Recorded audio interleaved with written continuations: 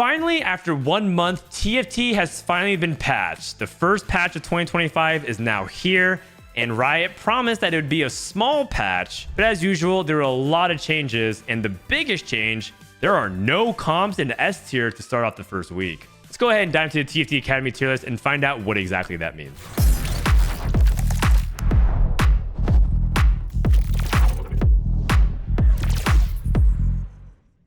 So here it is, no comps in S tier. And it looks kind of crazy to say that there's no S tier comps. And I think a lot of players would actually agree with that because no comp feels like it is over the line. If you actually define S tier by things that are just straight up broken, it doesn't feel like anything is egregiously over the line. There's definitely some things that are really powerful, and there's obviously augment combinations that'll take certain comps over the top. But for the most part, there's nothing that is overwhelmingly crazy in terms of strength and win rate. And if they are, like Chem-Baron, there's significant risk and downside. And so it does feel like, for the most part, really balanced so far. But I do predict that by the end of the patch, there will be some comps that might move up to S tier. So let's go ahead and start with the most likely candidates first. Let's start off by talking about what is probably going to be one of the most popular builds on ladder this patch, Experiment Twitch Flex.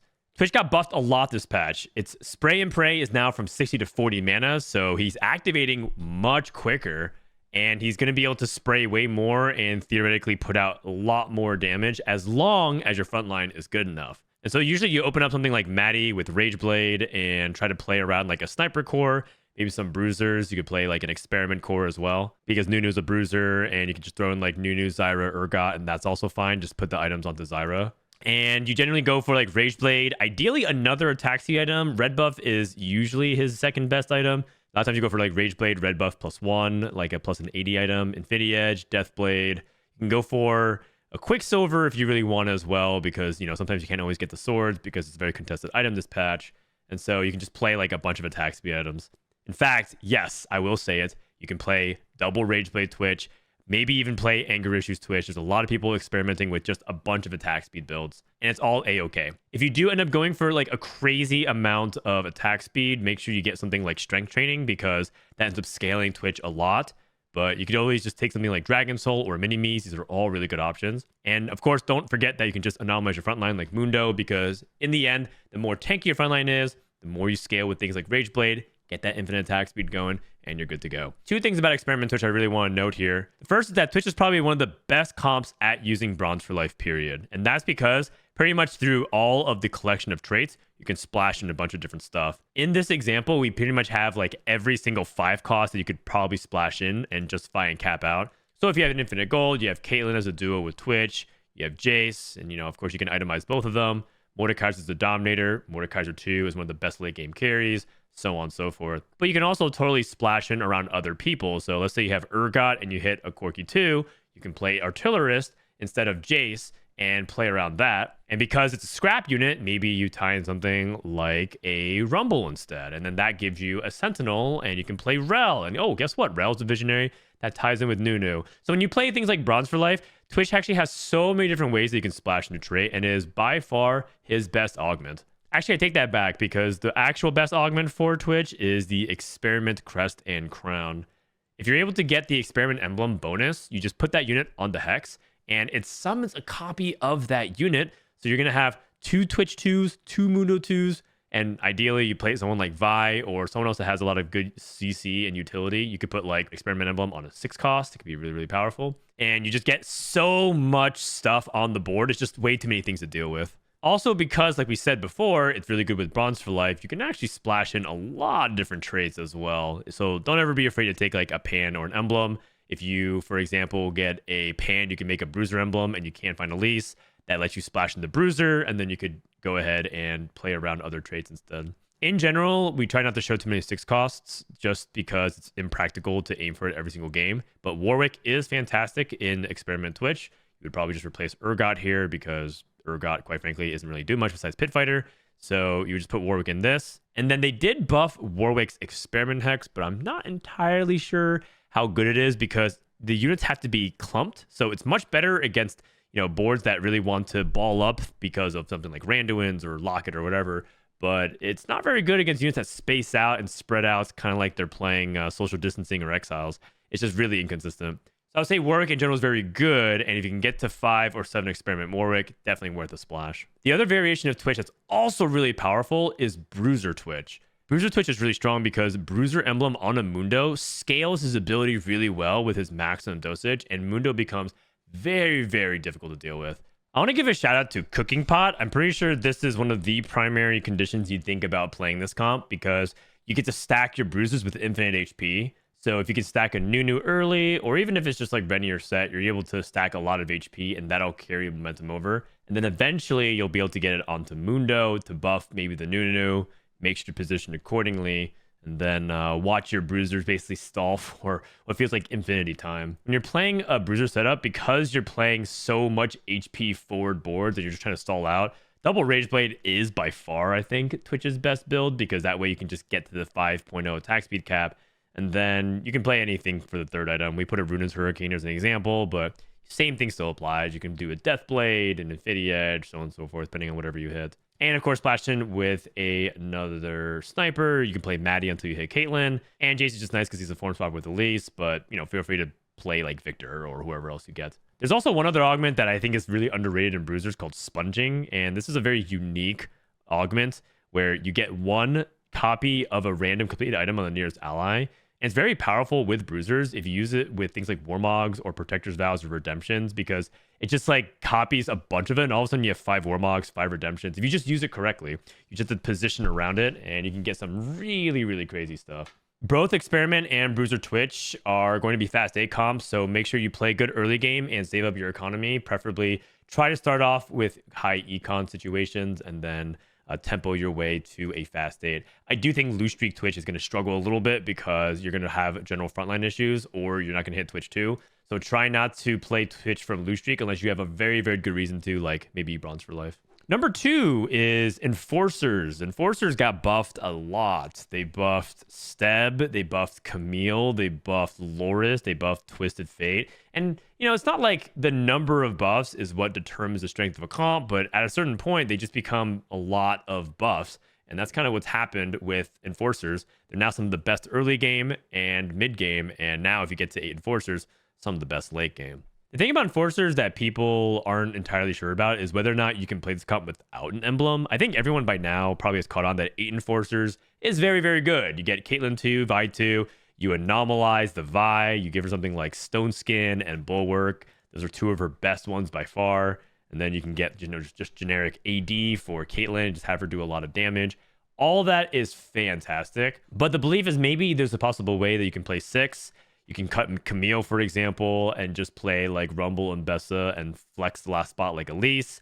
You can also play around Echo, for example, like Echo, Rumble, Camille with Ambusher, and itemize Echo if you get a bunch of AP items, because that is one thing about this composition that you're going to notice, which is like, man, I need a lot of swords. I need swords for Vi, swords for Caitlyn. Just what happens if I get dropped rods and tears? You could definitely try to think about Echo as a secondary carry in this spot. I do think a lot of these trait augments are not created equal. I think Martial Law is the best by far, and I think Betrayal is okay. But I definitely feel like any of them are fine as long as it gets you to 2 stars, because you just need to get the Vi 2 or Mbessa 2 with the Enforcer emblem, and you should be stable. And ultimately, you're still kind of in the same boat, which is just to look for Caitlyn and find a way to stabilize off of Caitlyn with 3 items. By the way, blue buff is not that important on Caitlyn. It's just like a nice thing to help her cast very quickly and deal damage, so that way you can activate the Enforcer bonus as soon as possible and get the wanted buffs. But you can totally just play, Shojin, Deathblade, IE, Giant Slayer. You can put Last Whisper on her. Totally okay. And we do have a variation to show you how to play Martial Law and Betrayal specifically. If you do end up playing Betrayal, we have the Red Sea positioning where you part the middle so that Medi can snipe. But she also attacks whoever Mbessa is going to be casting on. So just keep that in mind. Comp number 3 was a comp that terrorized the previous patch, which was Artifact Nocturne. Nocturne is insane with range artifacts, and still is. They actually nerfed Fishbones, they nerfed RFC, and they nerfed all that interaction with Nocturne. But he's still really, really good as long as you get the artifact. But they also made getting the artifacts harder. Artifactory is no longer in the game, so you can't do like the crazy triple, range extension, Fishbones, Rapid Fire, Sniper's Focus. I don't know if you guys have lost to that, but it is very infuriating to deal with, especially because it's oftentimes just Nocturne 2 that is destroying your entire board, let alone Nocturne 3. but it's still possible. Let's say you pop a Portable Forge, you pop a Living Forge, you start with Prismatic Pipeline. Exalted Adventurer gives you artifacts a lot of times. Maybe it's an artifact anvil. So there's actually a lot of ways you can still get to it. The one thing to pay attention to is that we actually used to play this with Automata. We actually were playing Nocturne and kind of fusing it with Automata. And then we realized that 4 Automata is not very good. And you have to play 4 Automata if you don't get an Automata emblem. So we end up just realizing that Kog'Maw and Amumu, some of these units, they just fall off a cliff somewhere in stage 5. Why not just play higher quality units? And guess what? The Automata trait gives you a bunch of resistances. You know, another trait that gives a lot of resistances that's also just better quality units, it's Sentinels. And Sentinels also ties in a couple other things, like Loris can go the Enforcer with Twisted Fate, making him a little bit better. Alawi and Irelia are Rebels. Rel is a Conqueror. And hey, guess what? All your Quick Strikers are buffed. You might be even able to duo carry another one of those Quick Strikers, depending on what you get. So it is very good. You pretty much just always anomalize the Nocturne. You just really want anything that gives him a bunch of damage for the most part. That's all that matters. One thing I want to give a shout out, this might look a little bit wrong, like, oh, play Sniper Crown in this comp, but if you do end up getting Sniper Crown, you want to play a Kog'Maw instead of a Malzahar here, because that way you get the Sniper +1, and Sniper ends up giving you +2 hex range. So it's basically a range extension of Fish Bones and Rapid Fire and Sniper's Focus. But it is noticeably worse because you just don't get like the stats, right? Fish Bones gives a bunch of attack speed, RFC gives a bunch of attack speed. Sniper gives you a little bit of bonus damage, so it's nice that specifically Sniper Crown gives you Infinity Edge as well, which is a way for you to capitalize off of that. One other anomaly that I think is really good specifically in this setup is Share Your Energy, and I would put that on Ambessa. In fact, we probably might add that, but that's like one that recently got buffed as well to give everyone around you a bunch of offensive and defensive stats, and I also think it's very good for this one, so keep your eye out for it. Artillerist Urgot reroll actually surprised a lot of people. It was a composition that became popular towards the second half of the previous patch. It was a really long patch, and we were discovering comps even, you know, in week 3, week 4 of it. Urgot was one of them, and we just figured out that you don't have to actually roll for Hunger for Power. That was actually like the anomaly that everyone was focused on for so long, like, oh, Hunger for Power, and then have Urgot consume. But you can instead do Urgot with Bulwark, or have him come up with a bunch of resistances, or just give him, you know, last chance, have him revive. All this stuff is like pretty good. And you do want to have Urgot frontline, but the most important item is actually Sterix Gauge. And that's why one of the conditions to play Urgot is Unleash the Beast. If you get Unleash the Beast, very powerful with him. You even go for 3 Sterix Gauge. It's also a different build that you can go for him, like 3 Sterix Gauge with Unleash the Beast is very, very powerful. But if you don't get 3 Sterix Gauge, just go for Titan's BT. It's totally fine. Even if you can get 2 Sterix Gauge, 2 Sterix Gauge plus Bloodthirster is also quite good. For this board, you pretty much just roll for everything here, but minus Ezreal Corki and minus Elise. And instead, you likely play Trundle. So you play Trist, Gangplank, Urgot, Nunu, Zyra, and Trundle. And then you stay on that until you hit Urgot 3. Then, as you push levels, work in the Elise and Corki, and Ezreal finally on 8. Another thing to note is that you can go for Tristana 3. She's a little bit less consistent in this composition because Tristana 3 doesn't really rack up the stacks nearly as quickly because Urgot is stealing a lot of kills. And also because it's just really expensive to roll for Tristana 3 and Urgot 3, especially if people are playing Emissaries. So a lot of times people end up going for Corki as a duo carry, or they actually might be going for secret option C, which is Zyra 3, and having a bunch of AP. And the best part is, thinking about, once again, our item diversity and economy, if we're going for Sterix Gauges, like 3 of them or 2 of them on Urgot, and we need all these swords and belts and whatever, what do we do with our tiers and rods? You can just put them on Zyra. She's really good with blue buff, Shojin, Morello, JG, Nashers, the whole shebang. You just itemize her as an AP carry, very much like you would play her in Sorcerers, which is coming up next. We finally did it. Mortdog, we buff Sorcerers so much they have to be acknowledged. But specifically, it's with 8 Sorcerers. You don't really want to play 6 Sorcerers ever. Some people are going to probably take this and be like, wow, I'll play 6 Sorcerers. You really want 8 Sorcerers, so I would still only play this if you're able to find a way to get either a Pan or a Sorcerer emblem.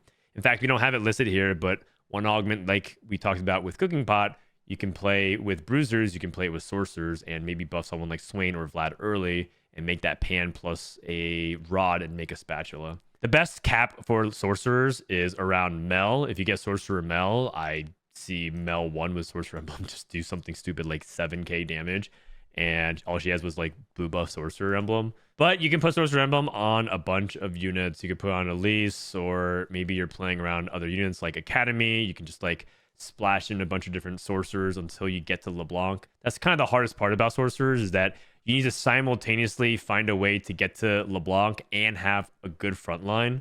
But if you do find, you know, Swain 3 or whoever else is your front line, the board is really, really good. The best in slot items for sorcerers is Shojin Nashers, and a lot of people build Jewel Gauntlet, but the data suggests that Gunblade is really good. And I think that's because you do so much obscene damage with sorcerers. I mean, if you look at this is the unupdated values, because we still have to get to refresh our database. They buffed it like 150 AP, which is just like so much damage. It's basically like another death cap on top of that. So you don't need more damage. Why not just heal your front line, because sorcerers front lines suck. So just use this Gunblade to buff your front line and watch Zoe 2 melt everything. If you can't find Zoe 2, you can play Nami 2 or find other different alternatives.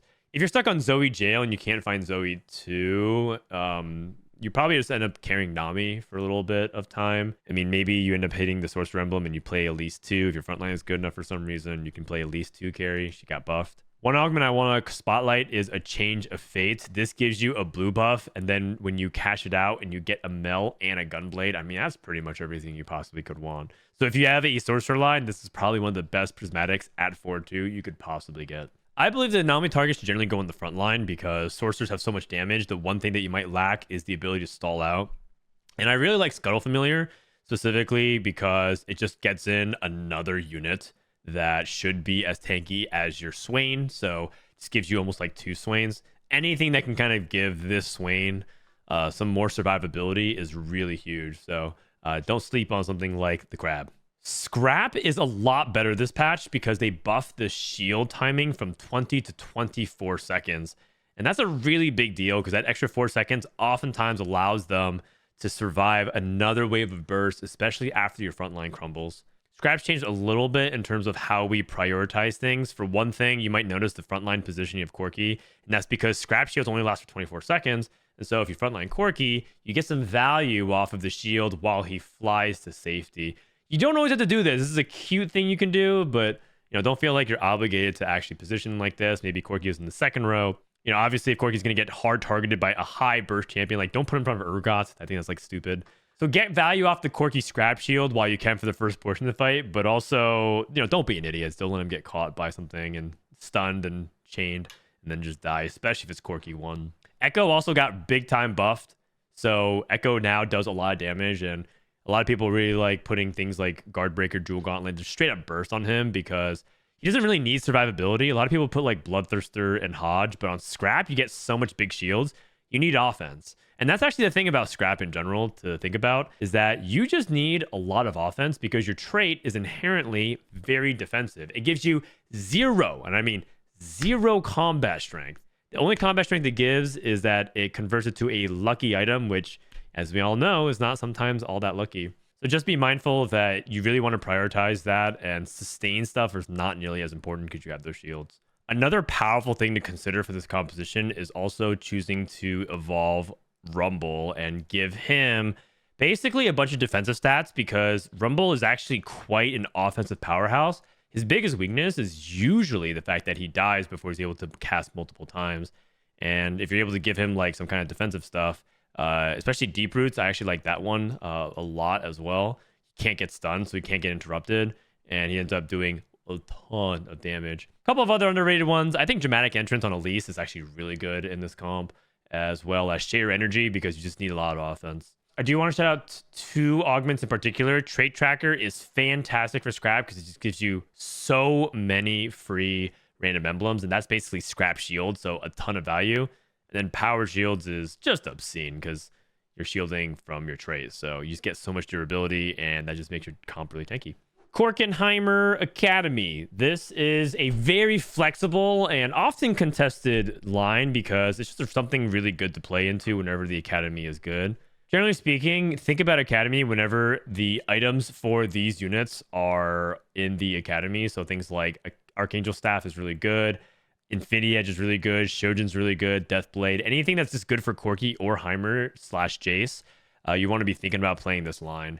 And you do have some flexibility. You don't necessarily have to play Corki. A lot of times people roll down on 8. They think they had to hit Corki 2 and Heimer before they can get to 9. But in some cases, you can hit Ezreal 2 and just play Ezreal, Lux, Heimerdinger, and then get to 9 that way. You also have a couple of other free slots. So let's say you hit Ezreal, but you can't find Alawi because Alawi is a really contested rebel. You can play Ezreal, 4 Sentinel, Heimer, and maybe someone like Zoe.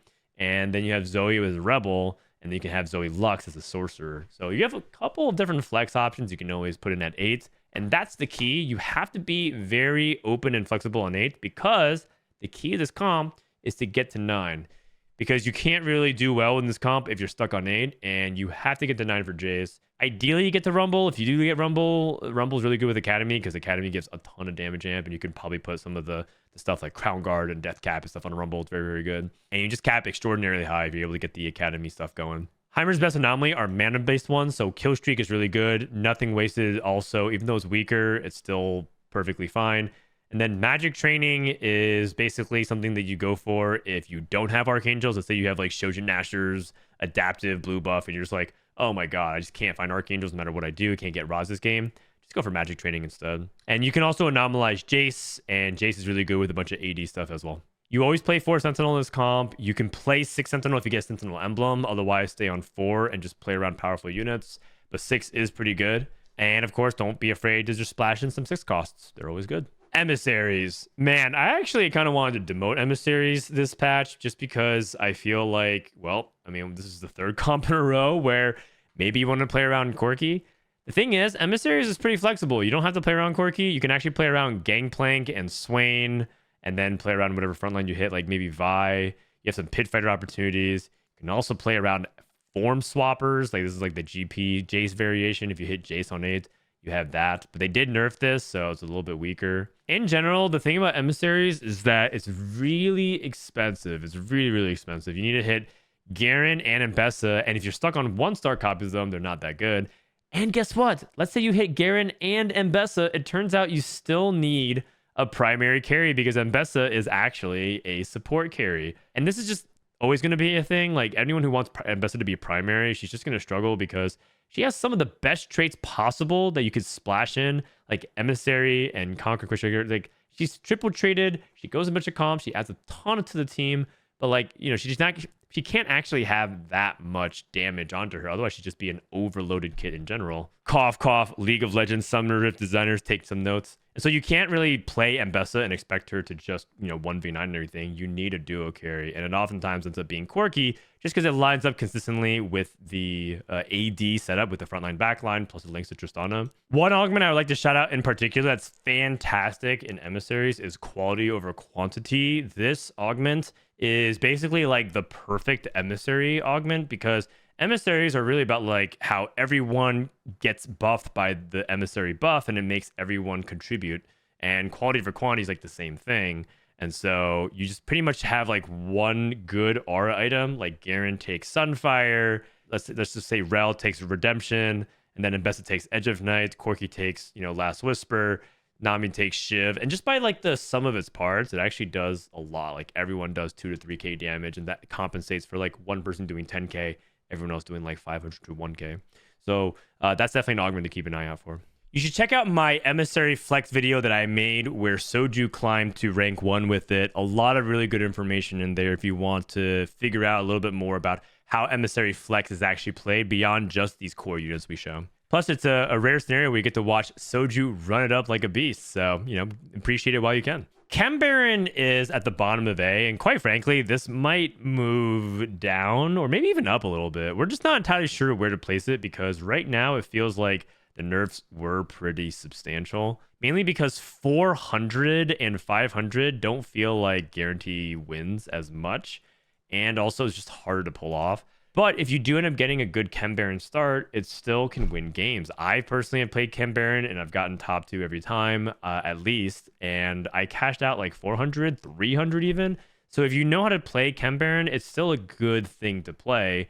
But I will say that it does lose more often, so it's noticeably worse. The key to Chem-Baron, and I laid this out in my video that I did on my channel, is to think about all your different outs and possibilities. So you're not just looking for like Silco and Savika, but you're thinking about like, hey, if I get a good item for Rennie or a good setup for Rennie, I'll go for Rennie 3, and she will hold my Pilt of an armor, for example, and I'll have Rennie 3 be my duo carry with Silco. You have to be thinking about who's going to be your duo carry.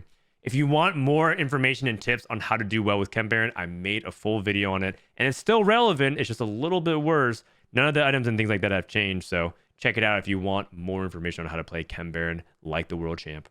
At the very top of B tier is the newly buffed Ambusher tree, and mainly is played around Camille, but there's a lot of whispers on what actually is optimal for this composition. So I will say on record that I think that this composition by the end of the patch is going to move up a lot. I actually think it's doing very well, but right now, just based off the data and based off what we've seen, we're just putting it top of B tier to be conservative, but I think this comp is actually probably going to enter A tier in the next couple of days. And that's because you don't have to reroll around Camille, because if you play around Camille, you pretty much want one of her artifacts, like Silvermere Dawn, for example, Prowler's Claw, Special Cutlass, the usual shebang. But also because they buffed Smeech and they buffed Echo, and so your duo carry possibilities are really high. In fact, I've seen people ignore Camille 3 completely, go for Smeech 3 and play Smeech Echo duo. Or I've seen people like take an Ambusher emblem, they rush for Echo, they go for Echo 2, and then over time, they just collect things like Smeeches, go for Smeech 3, or they go Echo Jinx carry, and somehow fall like into a Camille 3 over time because they just hold every Camille. It's very dynamic, actually. So basically, you have the option of rerolling S6 for Camille, rerolling S7 for Smeech, going to Fast 8 for Echo, and maybe even finding a way to just like leverage that to get to 9 for Jinx. It's very, very interesting, and I think there's a lot of potential for this line. The main thing, though, is you definitely always want 5 Ambusher because the 15 durability is massive for it for survivability. If you do have it evolving, you can either evolve Camille or you can evolve Echo, and Echo generally wants defensive stuff because he does so much damage already, so give him some survivability. If you think about like what makes Echo really good in other comps like Scrap gives him that infinite shield for him to basically go offense. Very similar here, just go for a big amount of offense on Echo, a lot of AP, and then use the anomaly for something defensive. Lores and allow your flex spots. You don't actually have to play it. At its core, you don't actually have to play any Sentinel at all. It's just a really easy way to activate Enforcer on Camille. But if you're not playing on Camille 3, let's say you're playing on Smeech 3 and Echo, you can just drop this entirely and play whatever you want. One example could be Rumble. If you get Rumble with Ambusher, it is very, very good. And then the other variation I want to call that's also fantastic right now is Reunion. Reunion got buffed a lot because Echo got buffed. And so every time Vi casts, Echo releases 3 after images. It just is a lot of damage over time. So don't sleep on it. I'm pretty sure Reunion is a fantastic augment. And so you definitely want to be clicking that augment whenever you can and try to get some Ambusher action. Or you don't even have to play Ambusher, if you don't have it, because, Ambusher Vi is not always what you get. Just Vi Echo in general is a really powerful duo. So you can play it like an Enforcer core and it also works really well. Black Rose is also a composition that I think might surprise some people. Some people might feel like it's still A tier material. And quite frankly, it really is. If we were to analyze the tiers a little bit more granularly, it feels like if we were to cut again, it'd be like this tier right here is like A, and this is like A minus B plus. And they're all kind of like interchangeable. I think it's because one, Black Rose is a really hard line. There's so many different variations that you can play of it, like the Dominators, the Black Rose. They buffed backline at least. You can play that. And by the way, Twitch has another variation you can play. You can play the Black Rats. You can play Twitch in Black Rose, and it kind of works for some reason. You also have different traits, right? Like menaces with Dominators and play Frontline Powder, and you have like this as a way to play a Black Rose. There's so many different variations that it kind of blows your mind, and we're not even showing a couple of the other things that you can do, like the old Visionary packages or Sorcerers. So I think it's a lot for people to take in. I think people these days just think it's a Silco comp. In reality, it's actually just a flexible core, and you try to find ways to play 4 and 5 cost in it.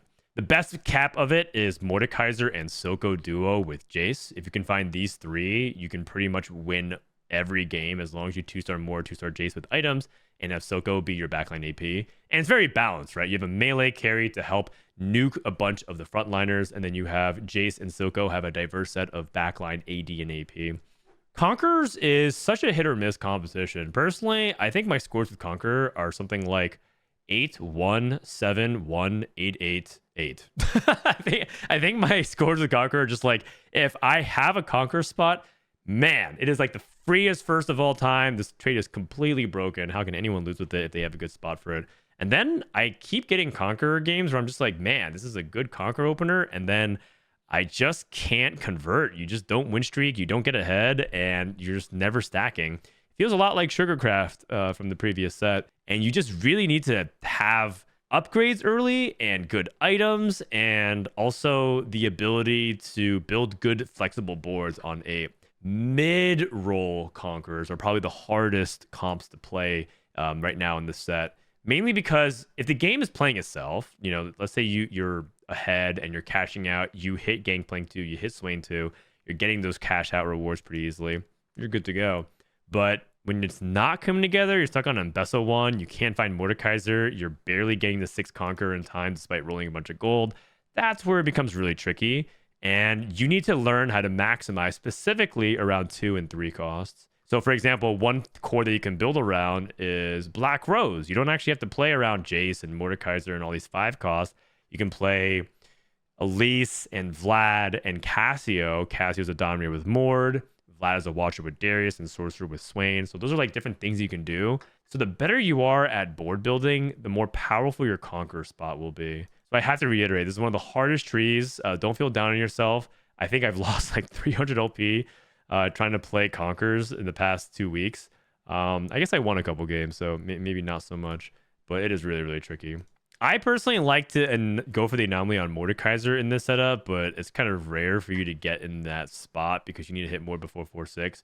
But anything that helps the survivability is really huge, so I'm a big fan of using the anomaly on Mordekaiser. Rebels has a really bad rap. I don't know if you guys saw the clip by Soju ranting about how bad Rebels is. Does anyone know why I play Rebels? Does anyone know why? Just like, okay, if you're not convinced that Rebels are trash, like, look, ready? 7 Rebel exclude Jinx, yes? 6.06, and you're like, oh yeah, I mean, that's because you didn't find Jinx. Let's put Jinx. Now let's go to Jinx 1-star. Nice.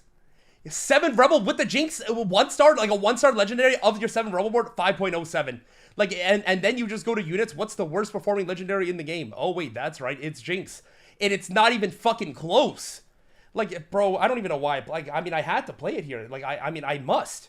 I actually had to play it here. Did I want to play it? No, man. But like, I mean, I don't get it. I mean, I don't have Jinx too. Like, hello?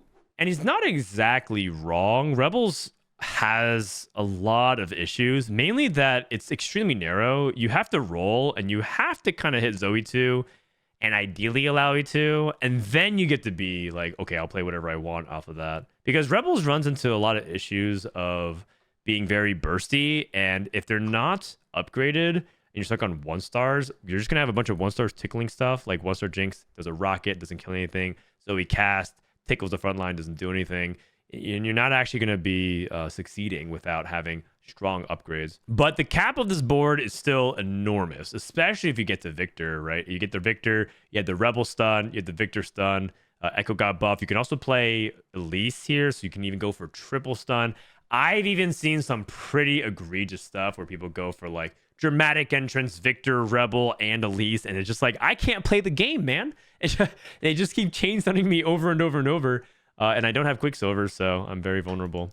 Zoe's best in slot is Rageblade, Jewel Gauntlet, and Guardbreaker. It's because Shojin gets overtaken by Rageblade for the second portion of the fight, and Rageblade allows Zoe to really cast a lot thanks to the attack speed buff that Rebel gets. But if you don't have Rageblade, Shojin is fine. And you can also play Shojin, Guardbreaker, and JG. Remove and put Shojin onto Jinx later in the game when you find a Rageblade somewhere in stage 5 or stage 6.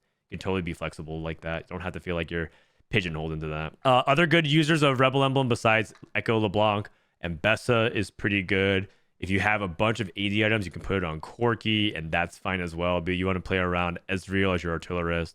So you do have some options, but for the most part, just hit Zoe 2 and allow you to.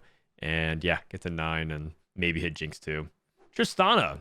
Man, I love Trish. She's actually so fun. She's probably my favorite reroll this set. That's because as she gets more and more stacks, her balls get bigger and bigger, and it's just really, really fun. And the cool thing about Tristana is that you can play her with pretty much every front line in the game. The easiest core to play around in the early game is Sentinels because Sentinels are cheap, and you get to play around Academy, which is really nice. Like early game, you get to play Tristana, maybe Ezreal, Leona, and Lux plus a Sentinel, and then you get to have extra items on Trist for stacking.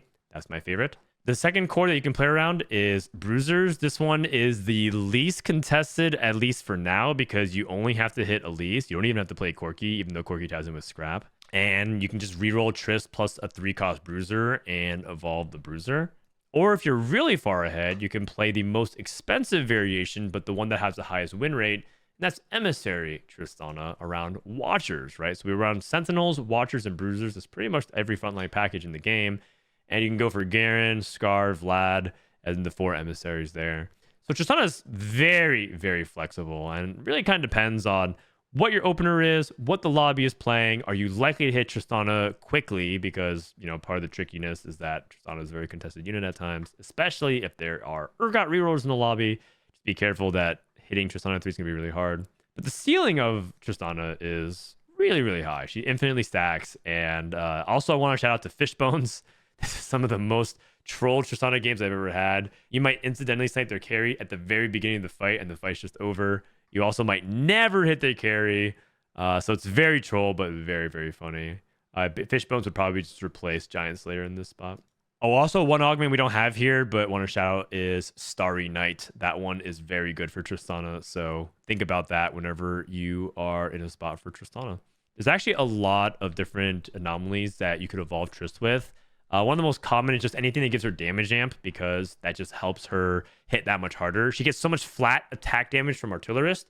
You get Infinity Edge for the crit, so just give her some damage amp to round out the trifecta of the damage formula.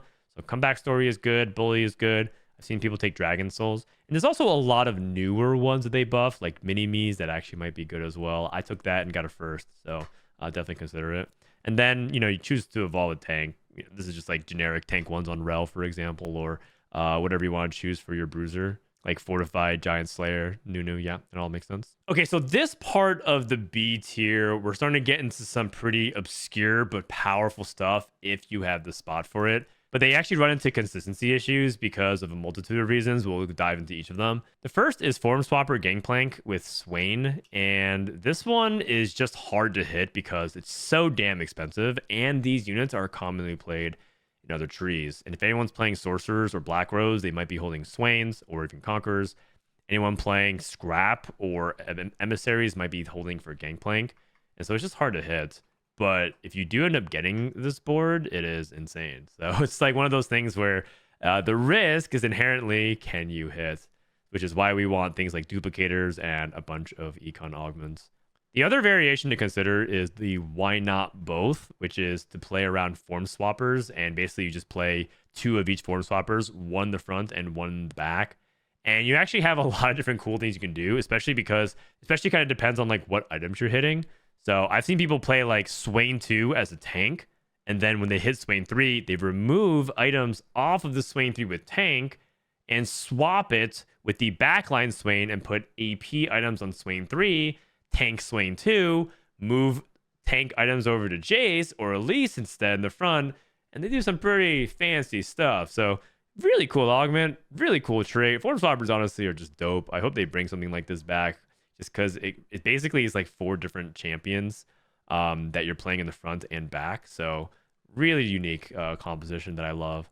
The downside is, as I said, it's just really hard to hit this. So good luck. I've never been able to pull this off and comfortably hit on time. I've always been like, I got Gangplank 3, but now I'm like 1 off Swain for an entire stage. Or I'm on 7-7 and I have 1 duplicated and I can't hit one of them. You know, those kinds of situations are very common. So don't feel bad if you get stuck in that spot. The last of the Form Swapper reroll is to play Form Swapper Pit Fighter. This is actually a build that's from China that almost no one plays in the West. And that's for good reason. Just really rare that you're in the spot for it. I would say that this is like one of those trainer golems, or like you get dropped like early GP and you just see like everything taken, like Emissary taken, whatever, and you just roll down, you hit Vi, but in Gangplank, but you have no Garens, no Mbessa, like Tristana, whatever. You can play Pit Fighters and just Pit Fighter Flex for a while and see what happens. And this is like something you can play. And I probably would anomaly Vi here as my choice. Speaking of 3-cost reroll comps that are insanely expensive that only high rollers can afford, we got Swain and Nami Emissary Reroll. This is basically Emissary Sorks, and you splash in Black Rose as your front line, and you play for Swain 3, Nami 3. The cap of it is really high. China loves this build, mainly because they like to play around 3 costs since it's much more aggressive. And you don't have to itemize Mbessa really at all. You just basically go for like Garen tank items and then Swain Nami. If anything, this comp might end up fusing with Black Rose because it's kind of like Black Rose Sorcerers, but it's not exactly. That being said, you actually don't want to roll on 7. You actually want to fast 8 because you kind of want to hit the Elise, Garen, and Mbessa, and ideally LeBlanc. Otherwise, you're going to be stuck on 3 Sorcerer, 4 Emissary, assuming you do hit. So it is a little bit of a fast 80 comp that you want to roll for 3 costs, 3 stars. Yeah, you can kind of see why it's B tier. It's just very situational. I would only take it in like Scuttle Puddle, and I know it's not contested because everyone's playing Twitch and Corki, and yeah, like it's uncontested. So, but it's very good. If you do end up getting, I've actually gone first with this multiple times on my climb to Challenger this set. So definitely give it a try if you have excess AP items, excess gold, and somehow magically whip up Nami 3 Swain 3. Zeri got buffed a lot this patch, and I think Zeri is really good if you can get to her with Firelights, so you can get 4 Firelights and gives her a bunch of extra HP and attack speed burst, as well as anger issues. I actually think this augment really enables Zeri in a pretty powerful way. So definitely play Zeri if you can, and part of the reason why anger is so good is because Zeri really wants a lot of attack speed. I think double Rageblade is her best, or like Rageblade Red Buff, Rageblade Quicksilver, anything that just gets her going, and then this Gunblade just heals that front line. So basically like the Kog'Maw Watcher variations we used to play, but instead of Kog'Maw, play around Zeri. And last but not least, we have Automata or Kog'Mata, and this composition just got gutted. I mean, they took 40 resistances off the top and gave you 100 flat damage. Flat damage falls off late game. It's just not very good. If you do end up getting 6 Automata, that's still not even necessarily that stable. So it is a candidate for C tier, but 6 Automata is still pretty powerful if you get like the late game setup for it. And Kog'Maw is still just a beast in the mid game, so you can totally dominate and still get top 4s off of it if you have a good spot for it. But for the most part, I would try to avoid playing this comp. It's significantly weaker this patch. To wrap this up, I want to do 3 situational comps that you need to keep an eye out for, so that way you're prepared to capitalize when you get presented the opportunity. The first is Trolling. They buffed Trundle a lot, and so Trundle is way stronger, and this augment scales really well if you're able to get the Bruiser set up with it and stack Trundle very quickly. And if you get Ultimate Hero, I mean, I've actually seen this composition just completely pop off. Make sure that you get like a backline carry. It could be Gangplank, it could be Corki, it could be Snipers, it could be Trist, it could be a bunch of different things. So don't really feel like you're pigeonholed to one thing. Just have Trundle plus any backline AD carry. The second one I want to shout out is Gloves Off. Gloves Off Vander is actually surprisingly really, really good. And you want to itemize him like an AD melee carry assassin. ID, Hand of Justice, and Bloodthirster. Very, very powerful. You don't have to go for family 3-star at all. It's just like something you can think about if you do end up getting, you know, like Welcome to the Playground or whatever. But Gloves Off is very powerful, and if you just choose to evolve him with some like really good, powerful melee anomalies, just watch him pop off. If you want a good example with this Gloves Off, check out this highlight video that I have where I went first with Vander Gloves Off and demonstrate just like exactly how powerful this can be, even in Challenger. The last one I want to shout out is Combat Medic Steb. I think that this one's really powerful, and you always play around Enforcers because Enforcers just are a lot better. And Steb is kind of a beast of an AP melee carry. Bloodthirster, Archangels, and Jewel Gauntlet actually go really hard. If you can't get Jewel Gauntlet, you can go Titans as well. And either play for Maddie or just even push levels for get Maddie 3 and then just play around Enforcers. I've seen 6 Enforcer Steb do really well. My Steb personally almost even beat a 10 Rebel in one of my games that I posted on YouTube. So it's very good if you're able to get it. Just go for these items, reroll 1 cost, push levels, add Enforcers, and cruise to your very easy top 4. So there you have it. So many viable comps in the meta. There's a lot to unpack, so don't worry if you didn't get that all at once. definitely come back and check out the video over time and learn different parts of the metagame. And as always, as things continue to shift, we're going to be updating the TFT Academy tier list in real time every single day, so that way you guys will always have up-to-date information. Thanks for watching this video. Good luck on the climb. I'll see you guys next time.